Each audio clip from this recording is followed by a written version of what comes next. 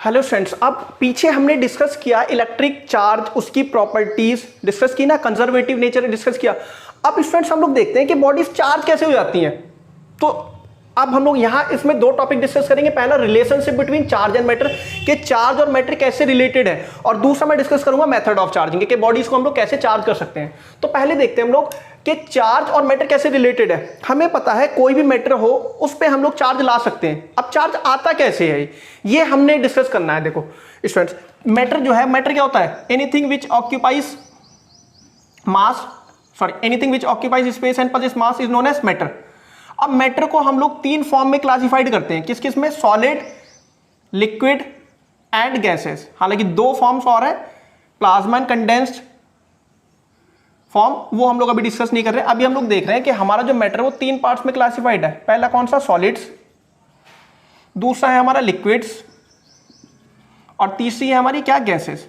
चाहे सॉलिड ले लो, चाहे लिक्विड ले लो, चाहे गैसेस ले लो, ये सारी के सारे छोटे छोटे फंडामेंटल पार्टिकल से मिलकर बने हुए हैं। और क्या बोलते हैं उन्हें students? Atoms.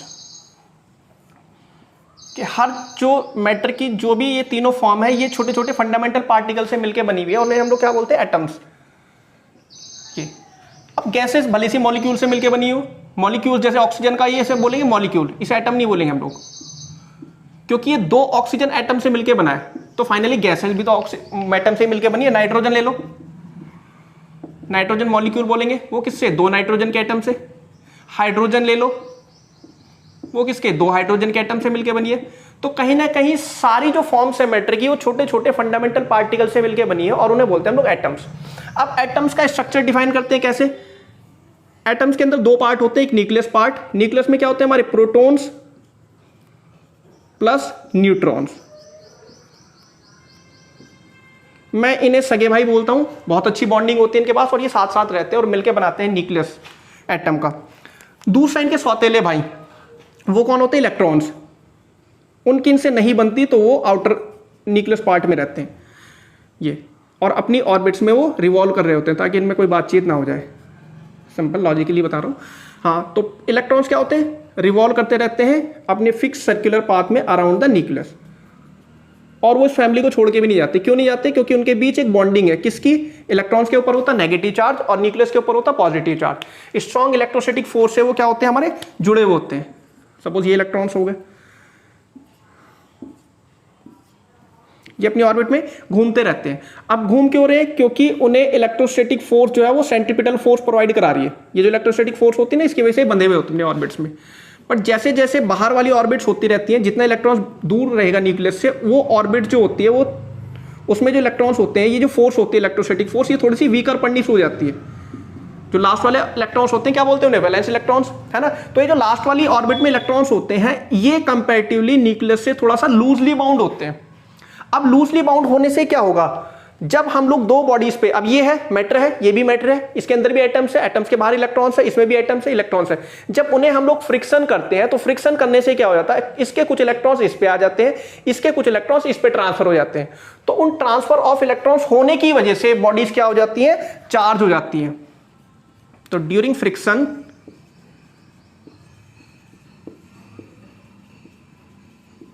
Electrons get exchanges, thus it creates deficiency or excess of electrons,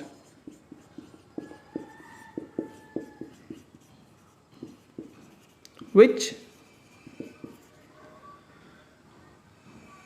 charges the body।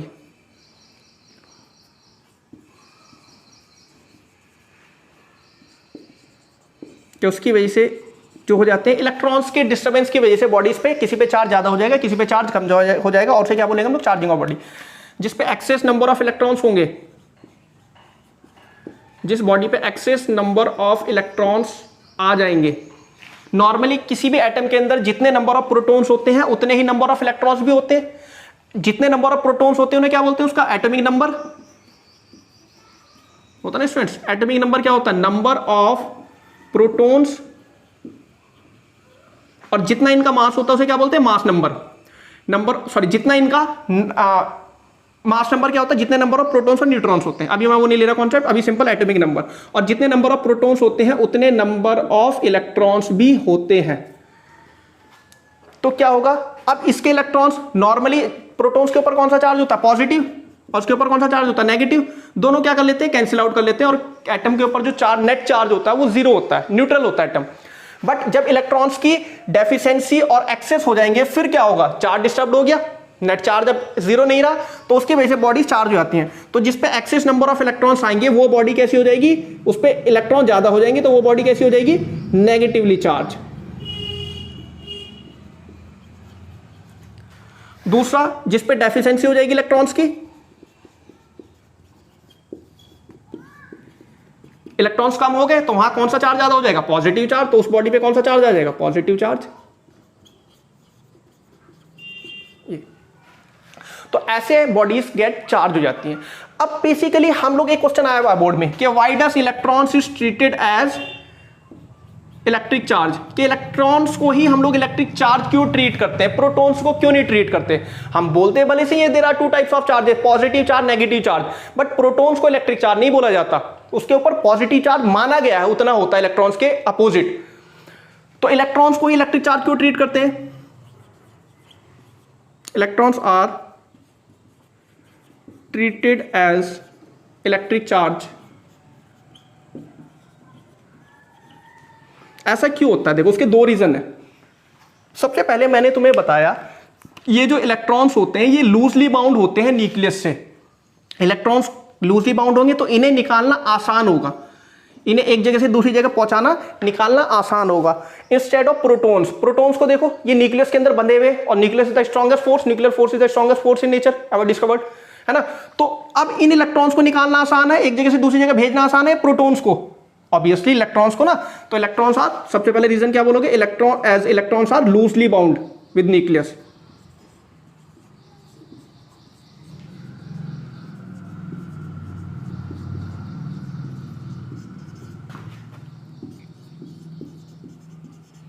loosely bound with nucleus, hence it is easier to transfer from one atom to other atom या one matter to other matter। दूसरा एक और important reason है, ये नहीं है, दूसरा important reason है। अब एक इलेक्ट्रॉन का जो मास होता है, इलेक्ट्रॉन का मास 1000 टाइम स्मॉलर होता है किससे, मास ऑफ प्रोटॉन से। कि इलेक्ट्रॉन का जो मास होगा वो लगभग 1000 गुना हल्का होगा किससे, प्रोटॉन से। तो इसी वजह से इलेक्ट्रॉन्स को भेजना और कंपैरेटिवली आसान होता है, कम मोमेंटम कम एनर्जी में ट्रांसफर हो जाता है। जैसे अभी तो तुम्हें लग रहा होगा ये तो सर कैसे, अब ऐसे मैं एक एग्जांपल लूं, एक स्टूडेंट को मैंने 1 किलोग्राम की बॉल दे दी और बोला भाई इसे यहां से 50 मीटर तक इसे रखाना, वो आराम से हंसता खेलता जाएगा, उसे रखाएगा। अब उसी स्टूडेंट को नेक्स्ट टाइम मैंने दे दी 1000 किलोग्राम की बॉल। अब बताओ क्या वो स्टूडेंट उस 1000 किलोग्राम की बॉल को ट्रांसफर कर पाएगा, इवन दैट उठा ही नहीं पाएगा, क्योंकि उसका मास बहुत ज्यादा है, तो उसे एक जगह से दूसरी जगह ट्रांसफर करने में दिक्कत आएगी। तो वैसे ही प्रोटॉन्स के साथ है कि इसका मास बहुत ज्यादा होता है, तो इसे ज्यादा मोमेंटम ज्यादा एनर्जी चाहिए एक जगह से दूसरी जगह ट्रांसफर करने में। तो दूसरा रीजन क्या हो गया, mass of electron is 1000 times smaller then mass of proton, hence it requires less energy to transfer from one place to another। तो ये दो रीजन है जिसकी वजह से बेसिकली क्या होता है,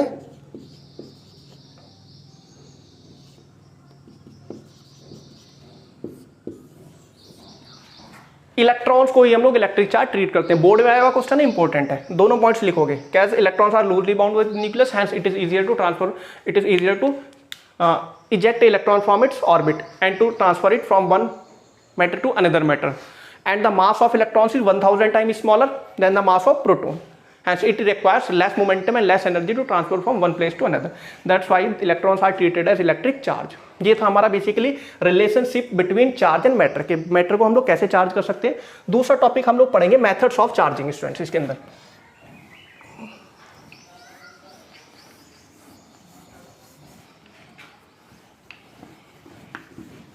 आज स्टूडेंट्स ये रिवीजन वाला पार्ट जो है हमारा चैप्टर 1 का मैं कंप्लीट कर दूंगा। उसके बाद हम लोग लेके आएंगे बोर्ड के क्वेश्चंस सारे सॉल्व करेंगे, एक्सरसाइजेस के एग्जाम्पल्स वगैरह। उसके बाद हम लोग जाएंगे बोर्ड के एनसीईआरटी क्वेश्चन देखेंगे पहले, नेक्स्ट हम लोग बोर्ड के क्वेश्चन जाएंगे। तो अगर तुमने ये 3 चीज भी कर ली ना स्टूडेंट्स, तो इस साल जो फिजिक्स का पेपर होगा तुम्हारा बहुत ही बढ़िया जाने वाला है। इवन दैट हर साल ये टेक्निक फॉलो करनी चाहिए स्टूडेंट्स को। ये 3 चीज कर लो, बहुत आसानी से कंप्लीट हो जाएगा। सेकेंड टॉपिक आएगा हमारा इसके अंदर ही, that is methods of charging, कि किसी भी बॉडीज को हम लोग कैसे चार्ज कर सकते हैं। स्टूडेंट ऐसा नहीं है कि हम लोग फ्रिक्शन से ही बॉडीज को चार्ज कर सकते हैं। 2 मेथड और है, मेथड ऑफ चार्जिंग। इससे रिलेटेड क्वेश्चन हमारा एमसीक्यूज वगैरह 1 या 2 नंबर में पूछ लेता है। 2 में तो खैर नहीं पूछेगा, 1 मार्क्स में पूछ सकता है। मेथड्स ऑफ चार्जिंग, देखो किसी भी बॉडीज को हम लोग 3 मेथड से चार्ज कर सकते हैं। पहला आएगा बाई फ्रिक्शन, दूसरा आएगा बाई कंडक्शन, और तीसरा आएगा बाई इंडक्शन। ये स्टूडेंट्स, पहला मैं यहां ले रहा हूं फ्रिक्शन की वजह से, दूसरा मैं यहां समझाऊंगा किसकी वजह से, कंडक्शन की वजह से, और तीसरा मैं लूंगा अपना इंडक्शन की वजह से।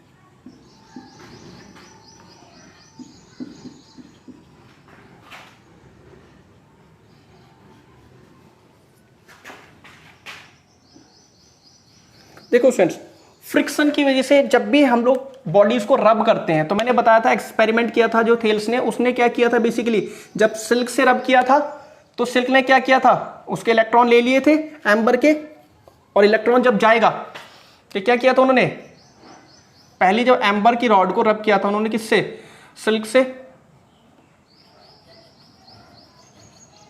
ये सिल्क का क्लॉथ से जब उन्होंने रब किया था, तो सिल्क की प्रॉपर्टी क्या होती है, एम्बर या ग्लास या प्लास्टिक रॉड कुछ भी ले लो सेम ही है। वही मैं इसे ग्लास रॉड ले रहा हूं। तो जब हम लोग रॉड को रब करते हैं तो क्या होता है, सिल्क क्या करता है, इलेक्ट्रॉन्स ले लेता है इसके, और इस बॉडी पे कौन सा चार्ज आ जाएगा, एक्सचेंज ऑफ इलेक्ट्रॉन्स की वजह से ग्लास रॉड पे कौन सा चार्ज आ जाएगा हमारा, that is negative charge, sorry positive charge.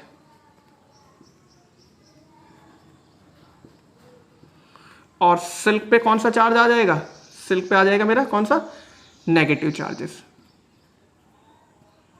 तो जितने नंबर ऑफ इलेक्ट्रॉन्स ट्रांसफर होंगे, जिस बॉडी से ट्रांसफर होंगे वहां पे पॉजिटिव चार्ज,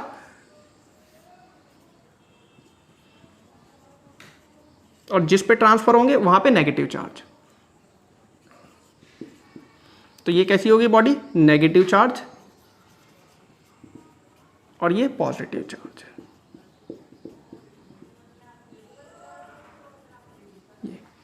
ये होता है इलेक्ट्रॉन ट्रांसफर की वजह से। सेम अगर वूलन लोगे तो उल्टा हो जाएगा। नेक्स्ट देख लेते हैं हम लोग कंडक्शन क्या मेथड है। देखो कंडक्शन में हमें फिजिकली, देखो एक चार्ज बॉडी लेके आया सपोज मैंने, ये मेरे पास चार्ज ग्लास की रॉड थी,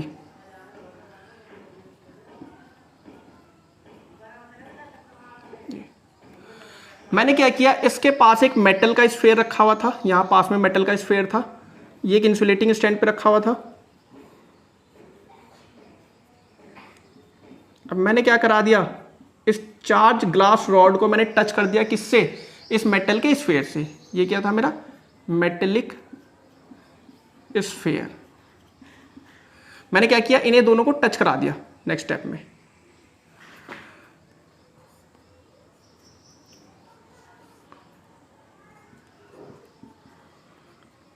अब जब मैं इन्हें फिजिकली टच कराऊंगा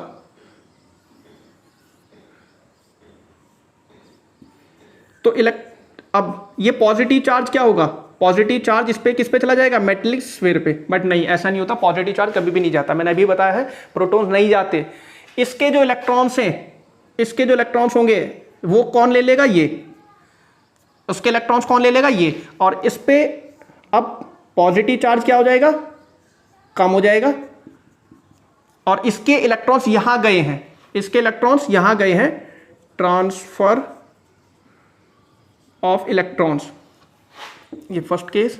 सेकंड, अब इसके इलेक्ट्रॉन्स यहां गए हैं तो इसका पॉजिटिव चार्ज कम हो जाएगा, और इसके इलेक्ट्रॉन्स कम होने से यहां पे पॉजिटिव चार्ज क्या हो जाएगा, बढ़ जाएगा, है ना। तो हमें क्या लगेगा, ये बॉडी चार्ज हो गई है सेकंड वाली।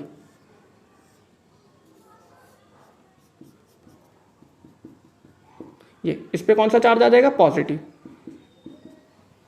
अब नॉर्मली हम लोग लॉजिकली समझने के लिए ले सकते हैं कि इसका पॉजिटिव चार्ज यहां चला गया, पॉजिटिव चार्ज यहां चला गया, इस पे पॉजिटिव चार्ज आ गया, इस पे पॉजिटिव चार्ज आ गया। अब दोनों पे चार्ज क्या हो गया, डिस्ट्रीब्यूट हो गया। अगर बॉडीज आइडेंटिकल है शेप में, दोनों का शेप सेम है, तो बराबर बराबर चार्ज आएगा।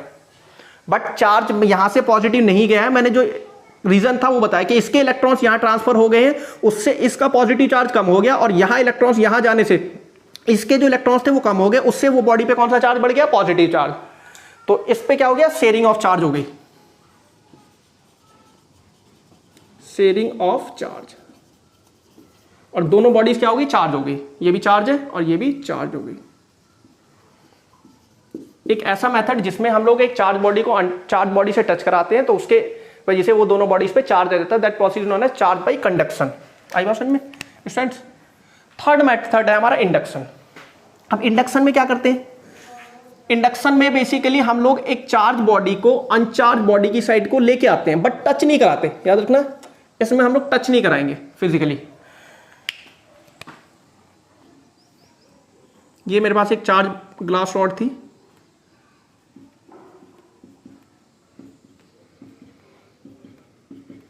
ये मैं एक मेटल स्फीयर था, वो अनचार्ज था,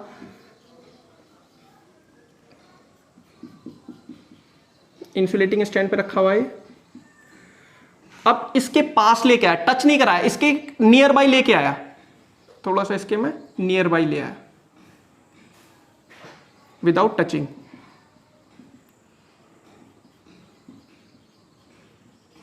अब क्या होगा, ये पॉजिटिव चार्ज है। अब इस एटम, इस मेटलिक स्फीयर के अंदर भी तो चार्ज है, एटम है तो दोनों चार्ज है, पॉजिटिव भी नेगेटिव भी। बेसिकली नेगेटिव चार्ज कौन है, इलेक्ट्रॉन्स। तो अब ये इलेक्ट्रॉन्स क्या होने शुरू हो जाएंगे, इधर को, जो भी इसके अंदर स्फीयर के अंदर इलेक्ट्रॉन्स होंगे वो किधर को अट्रैक्ट होना शुरू हो जाएंगे, इधर को, ये इधर की साइड को। और ये इलेक्ट्रॉन जब इधर की साइड को अट्रैक्ट हो रहे हैं तो नेगेटिव चार्ज इधर को शिफ्ट हो रहा है ना। अब नेगेटिव चार्ज अब जहां से छोड़ के जाएगा वहां पे तो पॉजिटिव चार्ज आता है, according to law of conservation of charge, कि कहीं से भी अगर नेगेटिव चार्ज शिफ्ट होगा तो उस साइड को या उस जगह पे कौन सा चार्ज आ जाएगा, हमारा पॉजिटिव चार्ज। तो इसमें क्या होगा, एक साइड पे इलेक्ट्रॉन्स इकट्ठा होने शुरू हो गए, ये सपोज जी, तो इधर की साइड होगी नेगेटिव चार्ज, बट इधर पे कौन सा चार्ज हो गया, पॉजिटिव चार्ज। ये अभी हमने यहीं के यहीं प्लेस किया हुआ इसके पास नियर बाई। देखो अब ये बॉडीज क्या हो गई, चार्ज हो गई, नहीं, अब ये बॉडी चार्ज नहीं हुई है, ये वाली चार्ज भली से इस पे आ गया लेकिन चार्ज नहीं हुई है। इसको जैसे ही हम लोग हटाएंगे ये आपस में फिर से न्यूट्रल करके खत्म कर लेंगे चार्जेस, जो फिर से जीरो, तो क्या बॉडी चार्ज हो गई है, नहीं हुई। तो अब हम लोग क्या करेंगे, हमें अगर इस पे नेट चार्ज कुछ रखना है तो इस पॉजिटिव चार्ज को यहां से हटाना होगा। ये हम लोग पॉजिटिव चार्ज हटा देते हैं बाई अर्थिंग। अर्थिंग करने से पॉजिटिव चार्ज ग्राउंड चला जाता, नहीं, चार्ज नहीं जाते, प्लस चार्ज कभी भी नहीं जाएगा, प्रोटॉन नीचे से इलेक्ट्रॉन्स आ जाते हैं और वो इसे न्यूट्रल कर लेते हैं, और ये बॉडी हो गई तुम्हारी चार्ज्ड।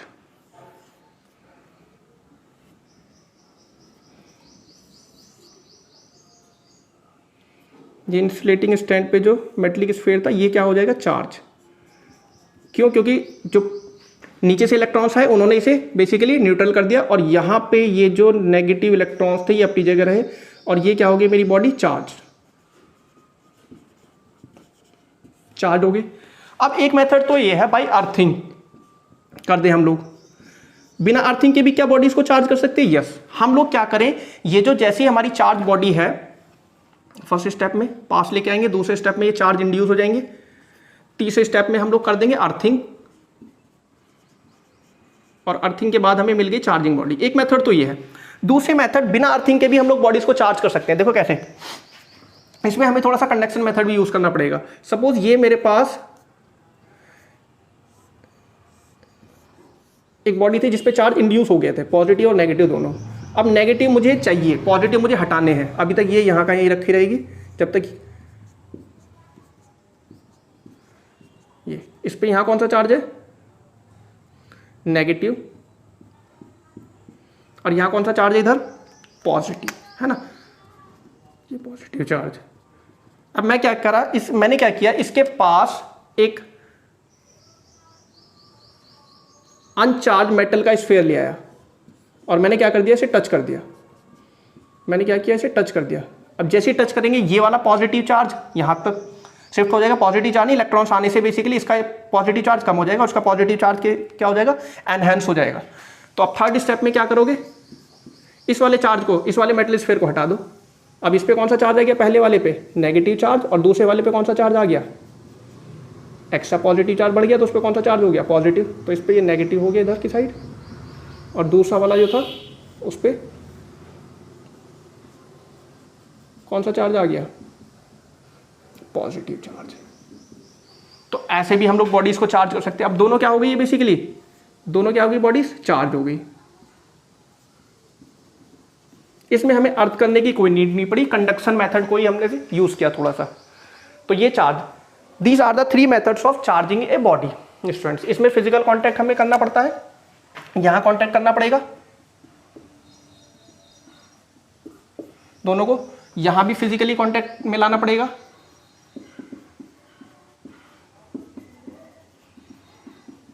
इसमें हमें कांटेक्ट में लाने की नीड नहीं पड़ती, थोड़ा सा डिफरेंस रखना पड़ता है, थोड़ा सा minutely, no physical contact.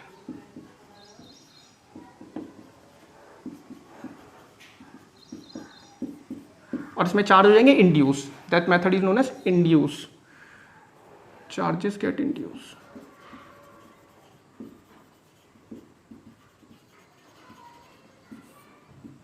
just get induced। ये थे मेरे 3 method of charging, friction, conduction, induction students.